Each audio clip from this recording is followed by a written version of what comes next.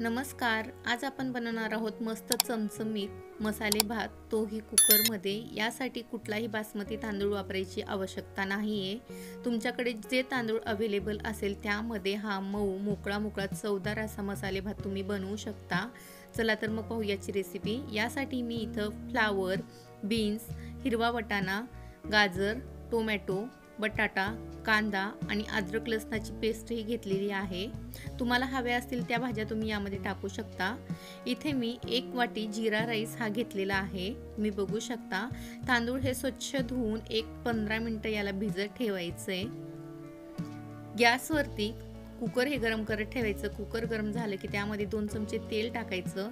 1 चमचा जीरा, लवंग, काळी मिरी, इलायची, तेजपत्ता हे टाकायचं. छान तडतडले की त्यामध्ये 1 कांदा उभा कापून घेतलेला आहे तो टाकायचा आणि अद्रक लसणाची पेस्ट आणि 2 लाल मिरच्या टाकून 1 मिनिटभर आपण कांदा लाल होईपर्यंत परतूयात.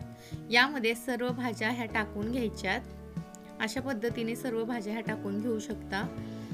1 चमचा मीठ, 1 चमचा हळद, 1 चमचा लाल तिखट. यामध्ये सिक्रेट मसाला हा गोडा मसाला आहे, जेणेकरून ह्या मसाले भाताला चव ही खूपच छान येते.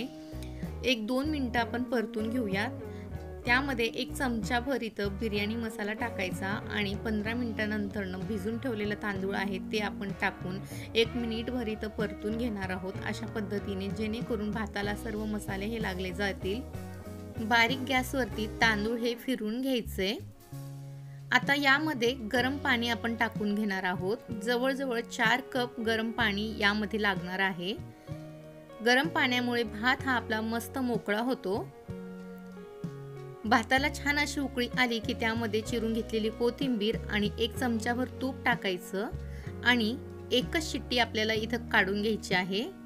1 शिट्टी झाल्यानंतर कुकर हे थंड झालं की यानंतर तुम्ही बघू शकता मस्त आपला मऊ मोकळा हा भात तयार झालेला आहे. इथे आपण कुठलाही बासमती तांदळाचा वापर केलेला नाहीये. जो आपल्याजवळ तांदूळ अवेलेबल आहे त्यामध्ये सुद्धा हा भात मस्त मोकळा होतो. तुम्ही बघू शकता छान असा वास येतोय.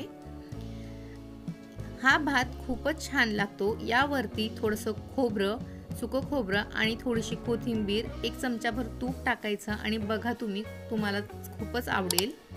तुम्हाला सुद्धा व्हिडिओ कसा वाटला तो कमेंटमध्ये नक्की सांगा. व्हिडिओ आवडला असेल तर व्हिडिओला लाईक आणि चॅनलला सबस्क्राईब नक्की करा. धन्यवाद.